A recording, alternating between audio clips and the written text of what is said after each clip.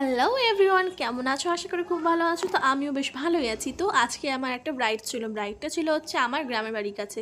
তো সকাল সকাল সব কাজকর্ম করে আর সকালবেলা খাওয়া দাওয়া কমপ্লিট সেরে টেরে নিয়ে আমি এবার ব্রাইডকে নিয়ে বসে গেছি সাজাতে।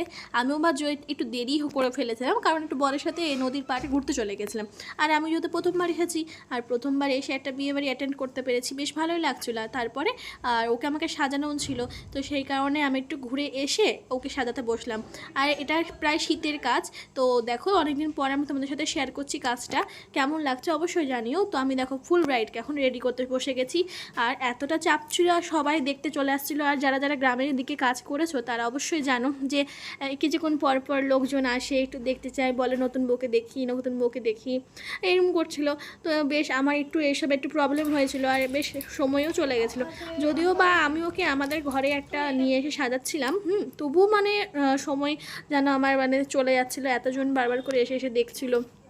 তো ফাইনালি আমি অনেক কষ্ট করে অনেকক্ষণ সময় নিয়ে ওকে সাজিয়েছি। আর এই দেখো ফুল লুকটা, ও প্রচণ্ড নাজুক আর একদমই কথা কম বলে। আর কি বলবো, এত লজ্জা পাচ্ছিল। আর ওকে বারবার করে বলছিল হাসো হাসো, না হাসলে ছবি ভালো আসবে না। তো কিছুতেই কিছু বুঝছিল না যাকে। তো আর দেখো ফুল কম ছিল, তো সেই কারণে আমি খুব কম মানে কম ফুল দিয়ে খুব কষ্ট করে আমি সুন্দর করে সাজিয়েছি। আর তোমরা পিছনে দেখতেই পেলে গ্যাদারিংটা মানে কতটা লোকজন চলে এসেছিলো সাজানোর সময়। তো যাকে সাজানোটা খুব ভালো হয়েছিল, সবাই ওরা বলেছে যাকে আমার যাকে ভালো হয়েছে কি মন্দ হয়েছে তোমরাই সব বলবে। তো ওর খুব ভালো লেগেছে, ও খুব দেখো হ্যাপি।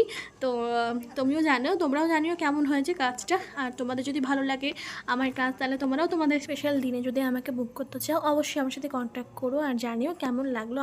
আর এই তো দেখলে আমার পুরো কাজের ভিডিওটা কেমন লাগলো অবশ্যই কমেন্ট করতে ভুলো না যেন। আর এবার আমি রেডি হয়েছি, সাথে সাথে দুজনকে রেডি করেছিলাম। আর এবার চলে গেছি বিয়ে বাড়িতে, আর আনন্দ করছি, খুব নেচেছি দেখো।